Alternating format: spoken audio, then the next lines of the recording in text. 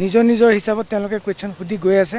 যি সুধিছে মোৰ লুকাব লগা একো নাই, নক'ব লগা একো নাই। যি সুধিছে মোৰ যিমানখিনি পাৰোঁ মই গোটেইখিনি সহযোগ কৰিছোঁ। মই কালিও আপোনালোকৰ ওচৰত কৈছিলোঁ, মৃত্যুৰ আগমুহূৰ্তলৈকে প্ৰশাসনৰ লগত মই পূৰ্ণ সহযোগিতা কৰিম।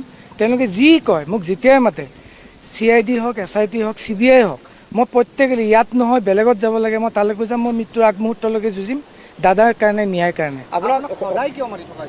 তেওঁলোকৰ তদন্তৰ খাতিৰতে মাতিছে। তেওঁলোকে তাৰ পৰা নিশ্চয় তেওঁলোকে কিবা উপকৃত হৈছে, তাৰ কাৰণে আপোনালোকে নিশ্চয় সুখবৰ এটা পাব তেওঁলোকৰ পৰা, যিটো বিচাৰিছে। হয়, সকলোখিনি সুধিছে।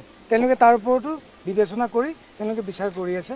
আপোনালোকে নিশ্চয় তেওঁলোকৰ পৰা ভাল খবৰ পাব। নাই, মই ঘৰত গৈছোঁ, ডেইলি মোক ৰাতিপুৱা যিটো টাইম কৈছে মই তাৰ এডভান্সলিয়ে মই আহি গৈছোঁ। মই লৈ যোৱা নাছিলোঁ। আপোনালোকে এটা বস্তু মই ক্লিয়াৰ কৰিব বিচাৰিছোঁ, মই এজন আমাৰ বাকী আঠজন যেনেকৈ মিউজিচিয়ান থাকে, আমাৰ ছাউণ্ড ছিষ্টেম থাকে, আমাৰ গাড়ীৰ ড্ৰাইভাৰ থাকে, আমি সকলোৱে এটা মেনেজমেণ্টৰ আণ্ডাৰত আমাক যেতিয়া কয়, য'ত যাবলৈ কয় আমি তালৈকে যাওঁ।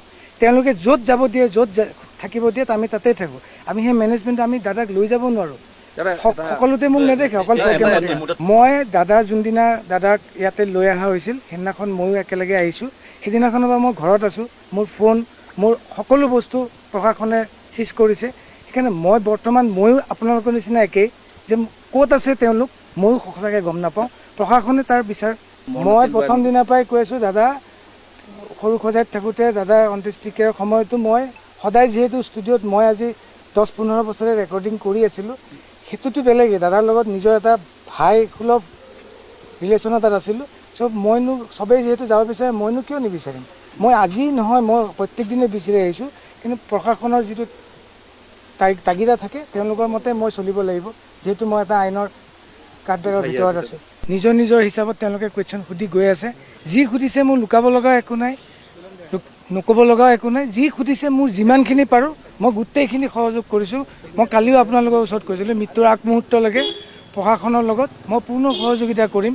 তেওঁলোকে যি কয় মোক যেতিয়াই মাতে, CID হওক, SIT হওক, CBI হওক, মই প্ৰত্যেকেই ইয়াত নহয় বেলেগত যাব লাগে, মই তালৈকে যাম। মই মৃত্যুৰ আগমুহূৰ্তলৈকে যুঁজিম দাদাৰ কাৰণে, ন্যায়ৰ কাৰণে। তেওঁলোকৰ তদন্তৰ খাতিৰতে মাতিছে। তেওঁলোকে তাৰ পৰা নিশ্চয় তেওঁলোকে কিবা উপকৃত হৈছে, তাৰ কাৰণে আপোনালোকে নিশ্চয় সুখবৰ এটা পাব তেওঁলোকৰ পৰা, যিটো বিচাৰিছে। হয়, সকলোখিনি সুধিছে। তেওঁলোকে তাৰ ওপৰতো বিবেচনা কৰি তেওঁলোকে বিচাৰ কৰি আছে। আপোনালোকে নিশ্চয় তেওঁলোকৰ পৰা ভাল খবৰ পাব। নাই, মই ঘৰত গৈছোঁ, ডেইলি মোক ৰাতিপুৱা যিটো টাইম কৈছে মই তাৰ এডভান্সলিয়ে মই আহি গৈছোঁ। মই লৈ যোৱা নাছিলোঁ। আপোনালোকে এটা বস্তু মই ক্লিয়াৰ কৰিব বিচাৰিছোঁ, মই এজন আমাৰ বাকী আঠজন যেনেকৈ মিউজিচিয়ান থাকে, আমাৰ ছাউণ্ড ছিষ্টেম থাকে, আমাৰ গাড়ীৰ ড্ৰাইভাৰ থাকে, আমি সকলোৱে এটা মেনেজমেণ্টৰ আণ্ডাৰত আমাক যেতিয়া কয়, য'ত যাবলৈ কয় আমি তালৈকে যাওঁ। তেওঁলোকে য'ত যাব দিয়ে, য'ত থাকিব দিয়ে আমি তাতেই থাকোঁ। আমি সেই মেনেজমেণ্ট আমি দাদাক লৈ যাব নোৱাৰোঁ। সকলোতে মোক নেদেখে, অকল মই দাদা যোনদিনা দাদাক ইয়াতে লৈ অহা হৈছিল সেইদিনাখন ময়ো একেলগে আহিছোঁ। সেইদিনাখনৰ পৰা মই ঘৰত আছোঁ। মোৰ ফোন, মোৰ সকলো বস্তু প্ৰশাসনে চিজ কৰিছে। সেইকাৰণে মই বৰ্তমান ময়ো আপোনালোকৰ নিচিনা একেই, যে ক'ত আছে তেওঁলোক ময়ো সঁচাকৈ গম নাপাওঁ। প্ৰশাসনে তাৰ বিচাৰ।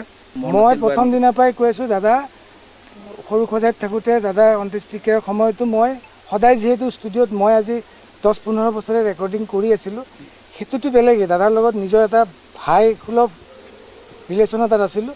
মইনো চবেই যিহেতু যাব বিচাৰে, মইনো কিয় নিবিচাৰিম? মই আজি নহয়, মই প্ৰত্যেক দিনে বিচাৰি আহিছোঁ।